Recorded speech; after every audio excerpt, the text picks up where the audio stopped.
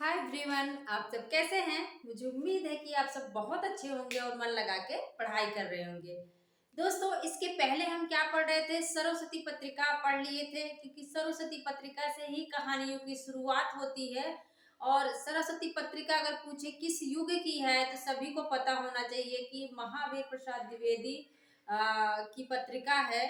संपादन तो चिंतामणि घोष ने किया था, लेकिन जो कहते हैं कि उसको सबसे ज्यादा विकास चरमोत्कर्ष पे किसने पहुंचाया, तो महावीर प्रसाद द्विवेदी ने। और वीर प्रसाद द्विवेदी किस युग के हैं, तो उन्हीं के नाम पर पड़ा है द्विवेदी युग। तो सरस्वती पत्रिका किस युग की है, द्विवेदी युग। और कहते हैं कि सरस्वती पत्रिका से ही हिंदी कहानियों की शुरुआत होती है। तो अगर पूछे कि हिंदी कहानियों की शुरुआत किस युग से मानी जाती है, तो किससे बताएंगे, द्विवेदी युग से। किससे बताएंगे, हिंदी कहानी का जो विकास होता है वो द्विवेदी युग से होता है। किससे, द्विवेदी युग से हिंदी कहानियों का विकास होता है। वहीं से, उसी युग से हिंदी कहानी की शुरुआत होती है। हम सरस्वती पत्रिका के बारे में बहुत ही अच्छे तरीके से इसके पहले की वीडियो में पढ़ चुके हैं।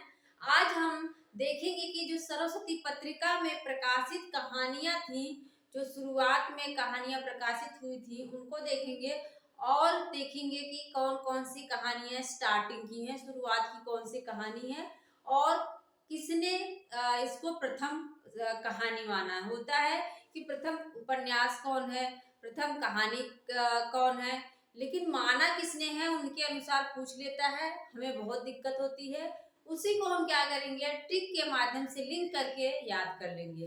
देखते हैं क्या है इंदुमती। सबको पता है इंदुमती 1900 ईस्वी में लिखी हुई कहानी है। किसकी है, किशोरी लाल गोस्वामी की है। किसकी है, किशोरी लाल गोस्वामी की है। और गुलबहार जो 1902 में है, वो भी किशोरी लाल गोस्वामी की ही है। लेकिन जो इंदुमती कहानी है, अगर पूछ ले कि इंदुमती कहानी को प्रथम कहानी किसने माना है, तो आचार्य शुक्ल ने। किसने माना, आचार्य रामचंद्र शुक्ल का कहना है कि इंदुमती जो कहानी है वही हिंदी की प्रथम कहानी मानी जा सकती है। अब याद कैसे रखें, इंदु और गुलबहार, ये कैसा लग रहा है, एक जैसे लग रहा है किसी स्त्री का नाम है। इंदुमती और गुलबहार भी कैसी होती है, किशोरी। क्या है, इंदुमती और गुलबहार दोनों क्या है, किशोरियां हैं। क्या है, दोनों किशोरी हैं।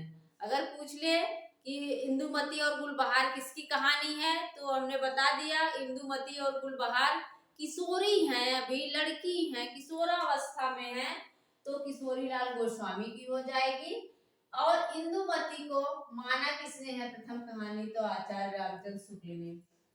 और ये जो इंदुमती है, ये शेक्सपियर की कहानी, शेक्सपियर की एक नाटक है, सॉरी एक नाटक है शेक्सपियर का। क्या है, नाटक है टेम्पेस्ट। क्या है, टेम्पेस्ट का यह छाया अनुवाद माना जाता है। क्या माना जाता है, टेम्पेस्ट का ये जो इंदुमती है वो क्या माना जाता है, छाया अनुवाद माना जाता है। छाया अनुवाद माना जाता है। इसलिए कुछ लोगों का कहना है कि इंदुमती कहानी प्रथम कहानी नहीं हो सकती है, क्योंकि यह टेम्पेस्ट का छाया अनुवाद है। अब देखते हैं प्लेग की चुड़ैल। ये प्लेग की चुड़ैल है 1902 में, और इसके जो लेखक हैं वो भगवान दास हैं। कौन है, भगवान दास हैं। अब याद कैसे रखें कि प्लेग की चुड़ैल का जो लेखक है वो भगवान दास है। तो चुड़ैल, चुड़ैल किससे डरती है, भगवान से। हम देखते हैं मूवी वगैरह में दिखाया जाता है कि जो चुड़ैल है वो भगवान से डरती है, या मंदिर में नहीं जाती है, बहुत प्रकार की चीजें दिखाई जाती हैं। तो क्या है, चुड़ैल किससे डरती है, भगवान से डरती है। चुड़ैल किससे डरती है, भगवान से। तो प्लेग की चुड़ैल कहानी किसकी हो जाएगी, भगवान दास की हो जाएगी। 11 वर्ष का समय 1903 ईस्वी में लिखा किसने है, आचार्य रामचंद्र शुक्ल। बहुत लोग तो जानते ही नहीं होंगे कि आचार्य रामचंद्र शुक्ल ने कहानी भी लिखा है।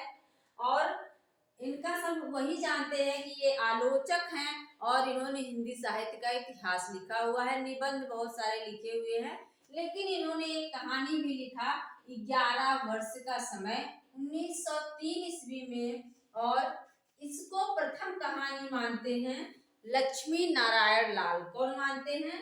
लक्ष्मी नारायण लाल जो है उनका कहना है कि शिल्प की दृष्टि से, इनका क्या कहना है कि जो शिल्प इसमें है, शिल्प की दृष्टि से अगर देखें तो यह पहली कहानी है। क्या है? इनका कहना है कि जो इसमें शिल्प की दृष्टि से अगर तुम देखे, जैसे जो भाषा शैली वगैरह होती है उसकी दृष्टि से देखे तो यह जो 11 वर्ष का समय है यह प्रथम कहानी कह सकते हैं। इसके बाद कौन है? पंडित और पंडितानी। कौन है? पंडित और पंडितानी। यहाँ है 1903 ईस्वी में। क्या है? समय है 1903 ईस्वी में। गिरिजा दत्त वाजपेयी किसकी कहानी है? या गिरिजा दत्त वाजपेयी। हमने देखा था कि पंडित और पंडितानी एक कहानी है जो मेरी मम्मी बताया करती थी। पंडित पंडितानी एक कुएं में गिर जाते हैं, तो वहीं से हमने लिंक कर लिया था कि पंडित पंडितानी क्या करते हैं? गिर जाते हैं, ये कुएं में गिर जाते हैं। तो पंडित पंडितानी किसकी हो जाएगी? गिरिजा दत्त वाजपेयी की। किसकी हो जाएगी? गिरिजा दत्त वाजपेयी की दुलाई वाली है 1907 ईस्वी में। किसकी है? बंग महिला की। किसकी है? बंग महिला की।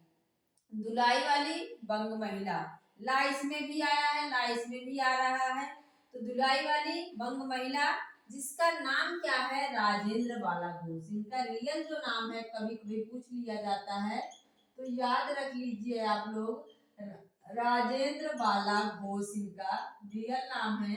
बाकी इनको बंग महिला के नाम से जाना जाता है।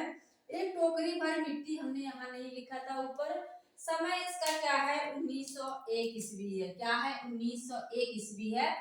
इसके समय में आपको दिक्कत ही नहीं होनी चाहिए क्योंकि एक यहाँ लिखा भी है, एक टोकरी भर मिट्टी, और समय भी इसका क्या है? 1901 दिया गया है। तो इस तरह से आप थोड़ा सा अलग हट के पढ़ेंगे तब जाके चीजें आसान हो जाएंगी और आपका सिलेक्शन क्या है? जल्दी से हो जाएगा। देख सकते हैं यहाँ एक टोकरी भर मिट्टी और 1901 में यहाँ लिखी गई है। इसके जो लेखक हैं कौन है? माधवराव सप्रे। कौन है?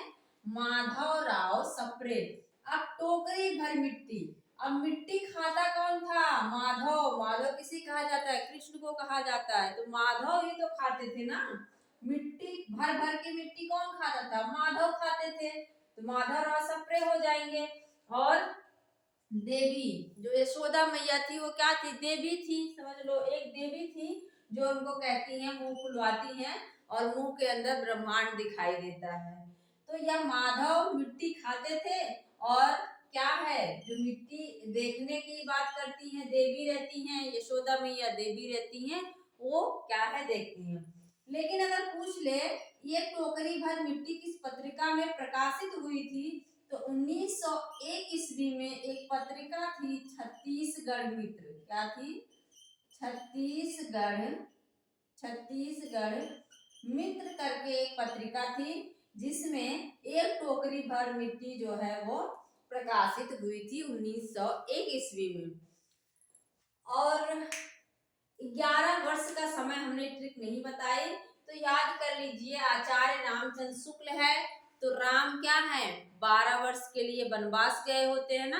12 वर्ष का वनवास किसको होता है? रामचंद्र को होता है।